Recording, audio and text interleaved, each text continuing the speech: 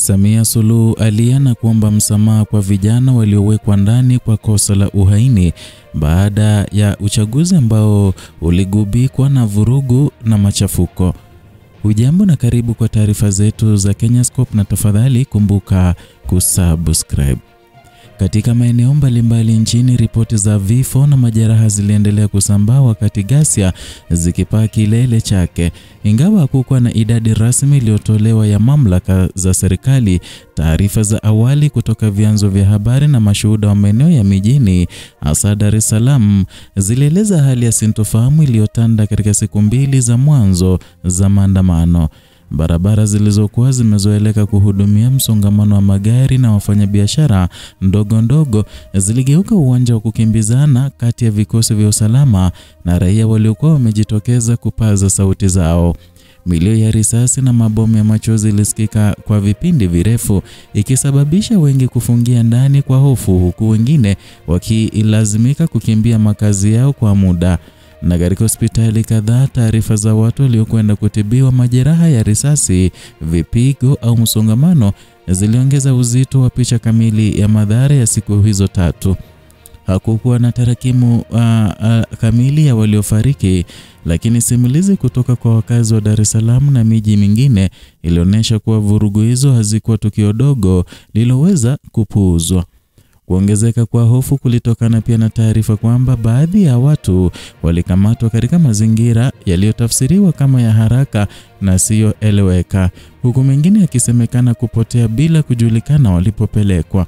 Familia katika maeneo kadhaa ziliendelea kutafuta ndugu na jamaa zao kwa masikitiko makubwa, zikitembelea vituo vya polisi, hospitali na hata vyombo vya habari kutafuta taarifa zozote zitakazosaidia kujua hatima ya wapendo wao. Ndani ya heka hizo, zaidi ya vijana 600 walikamatwa wakihusishwa na makosa ya uhaini, na ni hatua ambayo ilizua ukosoaji mkali kutoka wadau mbalimbali wa haki za binadamu na wanajamii waliotaka mchunguzi huru na wa kina juu ya sababu za msingi zilizofanya maandamano yawe makali kiasi hicho. Wakati kiongozi mkuu akitangaza msamaha bungeni, alionekana kuelekeza ujumbe mzito kwa taasisi za kisheria, akihusisha uamuzi wake wa tathmini ya tabia, mazingira na ukubwa wa makosa yaliyowahusu vijana hao. Hoja yake kuu ilikuwa kukiri kwamba sehemu kubwa ya walioingia mitaani hawakuwa na dhamira ya kufanya uhalifu, bali walifuatilia hisia za umati na shinikizo la wakati. Uamuzi huu uliwahusisha wale waliokamatwa katika mazingira ya kutoridhishwa na kujikuta katikati ya vurugu zisizoeleweka. Mjumuisho wa makundi hayo uliibua hisia mbalimbali. Kwa baadhi ya wazazi na walezi, msamaha huo ulionekana kama mwanga wa matumaini na kurejesha nguvu ya familia zilizokuwa zimepoteza matumaini ya kuona watoto wao kwa miezi kadhaa ijayo, hasa kwa kuzingatia uzito wa shtaka la uhaini kwa nyanja za kisiasa na kijamii. Tamko hilo lilieleweka kama mwanzo wa kujaribu kusitisha msuguano uliokuwa ukiongezeka kwa kasi kati ya vijana na vyombo vya dola. Hata hivyo, pamoja na msamaha huu, mjadala kuhusu sababu za msingi za maandamano hayo uliendelea kutawala majukwaa ya mitandao ya kijamii na mijadala ya kitaifa. Vijana waliojitokeza walikuwa na madai kadhaa, ikiwemo usimamizi wa uchaguzi, uwajibikaji wa taasisi za dola na mifumo ya usimamizi wa haki. Msururu huu wa maombi unaonyesha kuwa kulikuwa na mwanya mpana wa kero uliohitaji jibu la kisera, sio kijeshi.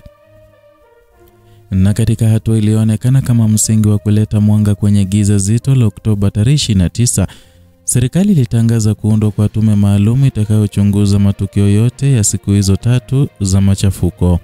Na tume hiyo imepewa jukumu kubwa: kuchunguza chanzo cha vurugu, kubaini mazingira ya vifo na majeruhi, kuchambua mwenendo wa vyombo vya dola, kutathmini mienendo ya waandamanaji na kutoa mapendekezo yatakayosaidia kurejesha maridhiano na kujenga mfumo wa kudumu wa amani.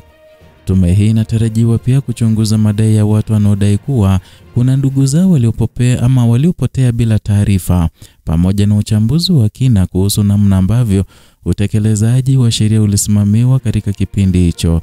Kwa baadhi ya wachambuzi, jukumu hilo linabeba uzito mkubwa kwa sababu taarifa yake ndio itakuwa msingi wa hatua za baadaye za serikali kuhusu marekebisho ya sheria, mafunzo ya vyombo vya dola na mikakati ya kukabiliana na matukio ya kijamii yanayoweza kusababisha mivutano mikubwa.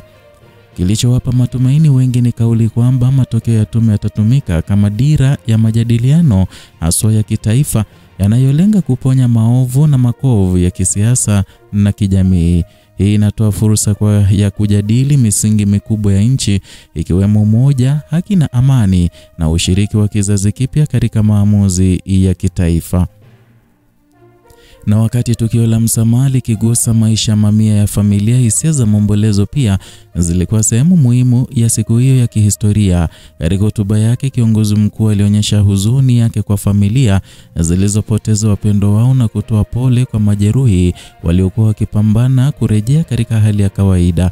Bunge lilisimama kwa dakika moja kuwaenzi wale waliopoteza maisha katika ghasia hizo, na ni tukio lilowagusa hata wale ambao hawakuwahi kushuhudia madhara ya kimwili ya maandamano hayo. Ilikuwa ukumbusho kuwa nyuma ya takwimu, mitandao ya kijamii na mijadala ya kisiasa kulikuwa na maisha halisi ya watu yaliyokatika, ndoto zilizosimama na majukumu ya kifamilia yaliyovunjika. Kwa wazazi waliopoteza watoto, kwa vijana waliopoteza wenzao, kwa wale waliobeba majeraha ya maisha, mchafuko wa Oktoba tarehe 29 haukuwa tukio la kusomwa kwenye gazeti, ulikuwa ukweli unawapasa kuishi nao kwa muda usiojulikana. Na katika hitimisho la hotuba yake, rais alitoa wito mzito kwa vijana wa Tanzania. Aliwakumbusha kuwa taifa limejengwa juu ya misingi ya umoja, amani na maelewano, na kwamba kizazi kipya kina wajibu wa kulinda misingi hiyo bila kuyumbishwa na hisia za muda mfupi. Ni ujumbe ambao unaakisi mjadala mpana kuhusu nafasi ya vijana katika siasa, uchumi na mustakabali wa nchi. Kwa wengi, kauli hii ilikuwa mwito wa kujenga mazingira ya mazungumzo badala ya kukabiliwa, kujenga mifumo ya kushughulikia kero za vijana kwa uwazi zaidi na kutengeneza njia ya kushirikisha kikamilifu makundi yote ya jamii kwenye maamuzi ya kitaifa. Matangazo ya msamaha, utulivu ulioanza kurejea polepole mitaani na kuanzishwa kwa tume ya uchunguzi ni ishara ya kwamba taifa linaanza kuingia kwenye sura mpya kukabiliana na matokeo ya siku 3 zilizobadili mwelekeo wa mijadala ya kitaifa. Hata hivyo, safari ya kuelekea kikamilifu kilichotokea, sababu zilizowasukuma vijana wengi kujitokeza na namna bora ya kuepusha tukio kama hilo kutokea tena bado ni ndefu. Kwa sasa macho wa Tanzania yanabaki kuelekezwa katika tume hiyo, katika familia zilizofuata majibu ama zinazotafuta majibu, na katika vijana wanaorejea manyumbani mwao baada ya msamaha, na katika mustakabali wa taifa unaotegemea uwezo wake wa kukabiliana na changamoto za kizazi kipya bila kurudia makosa ya waliotangulia. Huu ni ujumbe kutoka hapa Kenyascope, channel yako pendwa ambayo inakuletea habari na uchambuzi wa kina bila kupindisha wala kuegemea upande wowote. Kumbuka, hapa tunakuenzi na tunaomba utupe support yako kwa kusubscribe, kulike na kushare video hii ili tuweze kuwafikia wengi. Kumbuka pia kugonga alama ya